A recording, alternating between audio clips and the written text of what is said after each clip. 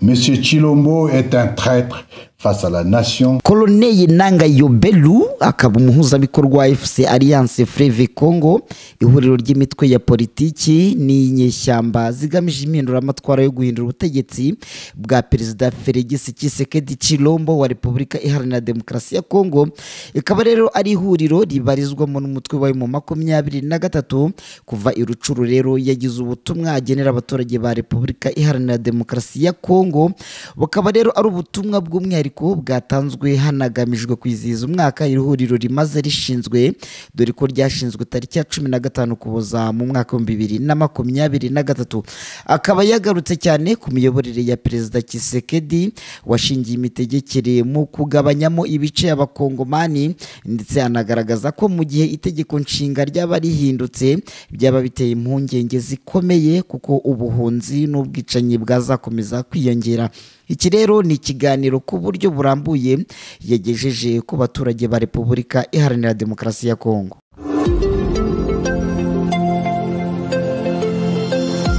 Mesdames et messieurs, Congolaises et Congolais, mes très chers compatriotes, il vous souviendra que le 24 janvier 2019, nous célébrions avec enthousiasme la première alternance politique au sommet de l'État.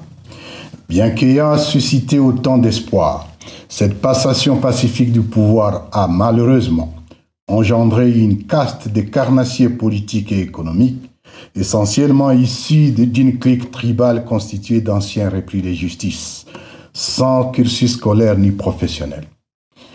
Comme conséquence, M. Félix Tshisekedi Tshilombo a réduit la nation à son clan en institutionnalisant le tribalisme. Il a marché sur la cohésion nationale en divisant les Congolais. Il détourne et dilapide les ressources de la République. Il déchire la Constitution et crache sur toutes les lois jusqu'à violer intentionnellement son propre serment.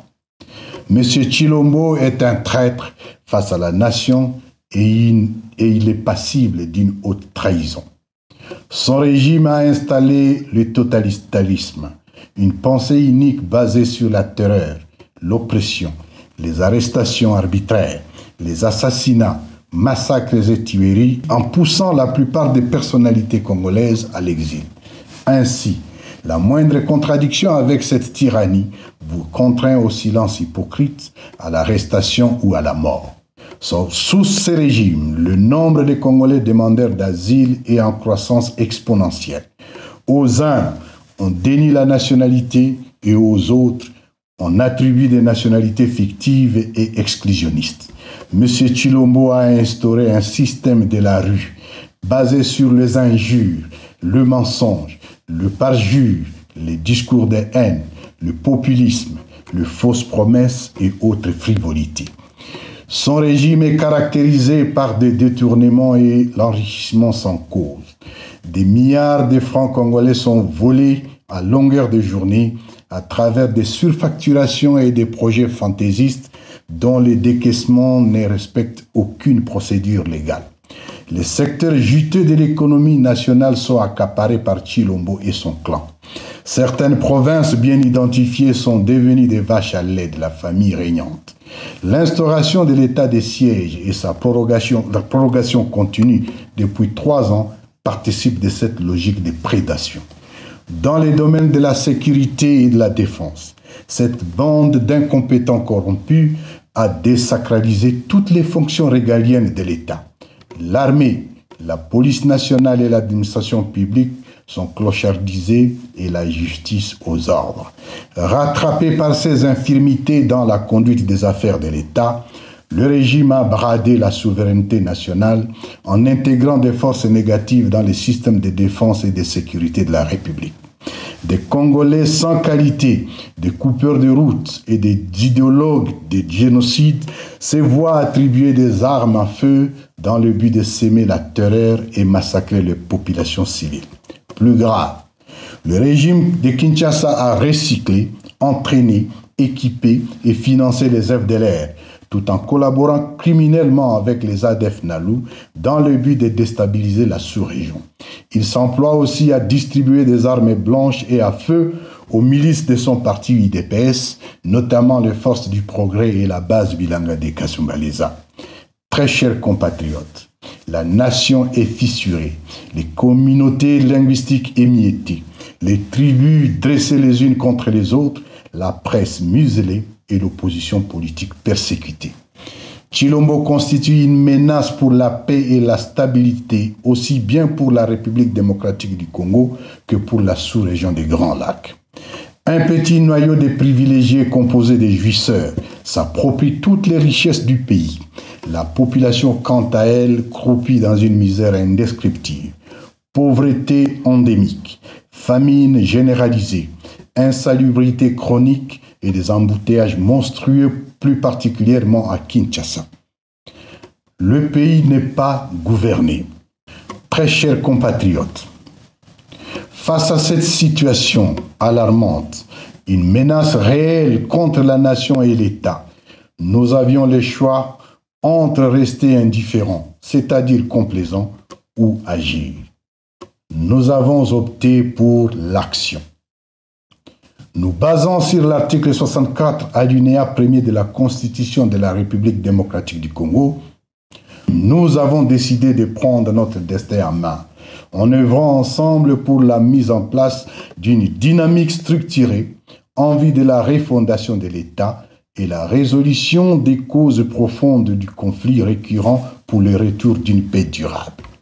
Avec nos camarades du mouvement du 23 mars, M23, des mouvements politico-militaires, des plateformes de la société civile et de la diaspora, nous avons pris l'option de mutualiser nos efforts dans une dynamique salvatrice dénommée Alliance Fleuve Congo AFC, dont nous commémorons la première année de lutte révolutionnaire en ces jours. Nous saisissons cette occasion pour saluer et remercier pour leur sacrifice toutes les militantes, tous les militants, les vaillants et disciplinés combattants de l'armée révolutionnaire congolaise ARC. Mes très chers compatriotes, l'objectif de l'Alliance Fleuve Congo est de refonder l'État, recréer la cohésion nationale, restaurer le vivre ensemble, rencontrer les causes profondes des crises sécuritaires répétitives, surtout dans la partie orientale du pays.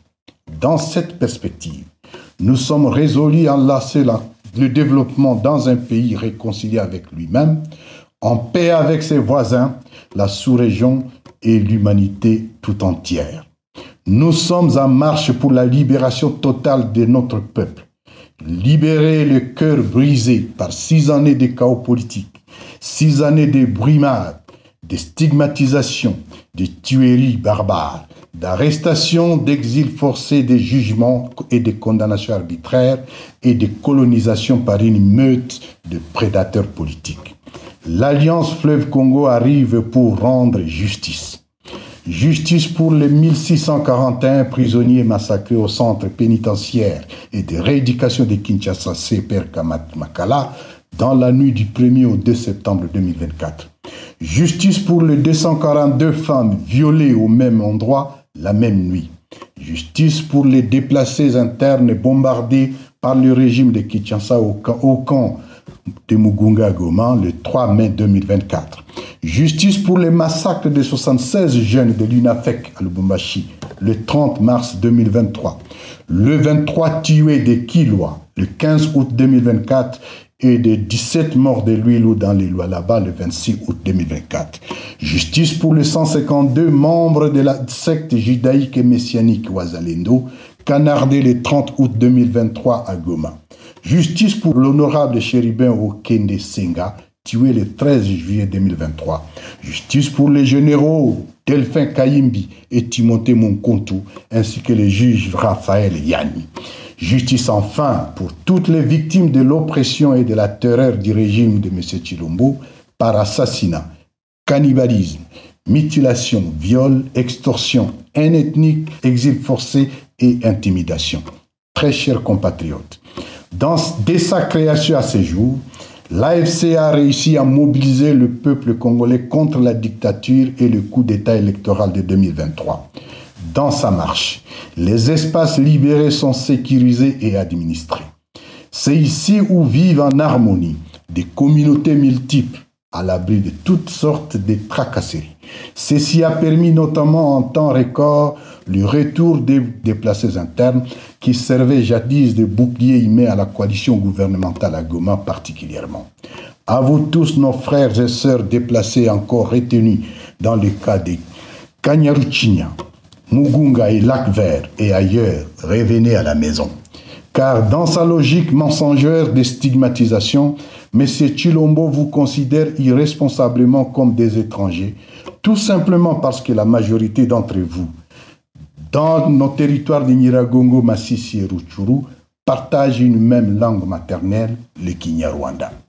Très chers compatriotes, aujourd'hui, en traversant les principales artères routières de Rutshuru qui recoupent le parc national de Virunga, on ne peut s'empêcher d'admirer les familles entières d'hippopotames, d'antilopes, de singes, de rhinocéros et autres espèces qui jouissent tranquillement de la flore émergente. Comme par le passé, des bêtes sauvages bloquent parfois le passage des véhicules pour vous forcer à constater et admirer leur beauté. Il y a plus d'une décennie que ces spectacles s'est fait rare à la suite de l'invasion du parc par les FDLR et les FRDC, transformés en braconniers faute de prise en charge par le régime en place. Les espaces rendus désertiques par les FDLR, suite à la coupe de bois servant à la fabrication de la braise, se reconstituent progressivement. On peut désormais y observer le retour de l'écosystème et une verdure agréable des espaces qui redore la beauté de notre patrimoine mondial. Pour ce, nous continuons à sensibiliser notre population à respecter les limites du parc. À cet effet, nous y avons interdit toute activité de coupe de bois et de ramassage de bois morts. Nous sensibilisons nos populations et travaillons sur des solutions alternatives pour le bien de nous tous. C'est ce havre de paix que nous voulons reproduire sur l'ensemble du territoire national. Très chers compatriotes, permettez-nous de saluer l'héroïsme des milliers de jeunes venant de toutes les provinces qui s'engagent dans la formation militaire pour servir dans l'armée révolutionnaire congolaise ARC, noyau de base pour la constitution de nos prochaines forces de défense et de sécurité. Au plan politique, des milliers de cadres, dont un grand nombre de femmes, ont été formés et outillés. Ils sont prêts à montrer l'exemple du changement à tous les niveaux. Des milliers de citoyens sont mobilisés dans toutes les 26 provinces de la République et les adhésions sont de plus en plus débordantes. Nous sommes conscients que les attentes sont énormes dans la partie encore sous dictature. Pendant ces temps, tous nos outils de gestion ont été affinés et nos structures se consolident de fil en aiguille. Nous pouvons vous assurer que dès l'entame de cette deuxième année, la révolution sera beaucoup plus rapide, éclair, fulgurante et salutaire. Dans les prochaines semaines, nous vous présenterons solennellement notre offre politique pour la nouvelle République démocratique du Congo. La fin du régime de M. Tshilombo s'accélère inexorablement. Très chers compatriotes, comme vous pouvez le constater, la première année de la Révolution a été fructueuse et bénéfique à notre peuple. Nous avons permis à nos élites de se réveiller et avons réussi à bâtir un modèle de gouvernance stable, équilibré et sécurisé dans nos espaces. L'armée révolutionnaire congolaise marque exemplairement le territoire et maintient l'ordre et la discipline dans une parfaite complicité avec la population. À vous, jeunes, cette révolution constitutionnelle est la vôtre. Prenez votre destin en main. Ne cédez pas au piège de ces jouisseurs et menteurs. Ne cédez pas à la tentation de la facilité.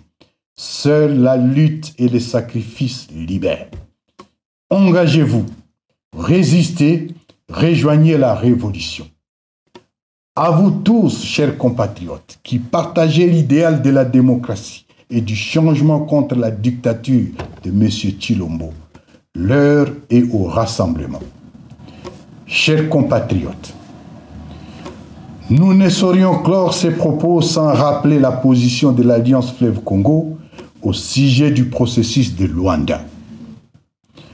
En observatrice intéressée, l'Alliance Fleuve Congo reste favorable à toute voie politique visant à mettre fin à la crise en République démocratique du Congo. Bien qu'encourageant le processus de Luanda mené par le président de la République angolaise, son Excellence João Manuel Gonçalves Lorenzo, reste partiel parce qu'il occulte les autres aspects de la crise congolaise qui justifient notre révolution constitutionnelle. De ces faits, l'Alliance Fleuve Congo n'est pas concernée par ce processus et les résolutions devant en découler ne nous engagent pas. Car, comme le disaient les sages Mahatma Gandhi et Nelson Mandela, tout ce que vous faites pour moi, sans moi, vous le faites contre moi. Très chers compatriotes, nous bâtirons un État moderne, espace de paix, de bien-être et d'opportunités pour tous les Congolais, pour la sous-région et pour toute l'humanité. Que vive l'Alliance Fleuve Congo. Que Dieu bénisse la République démocratique du Congo. Je vous remercie.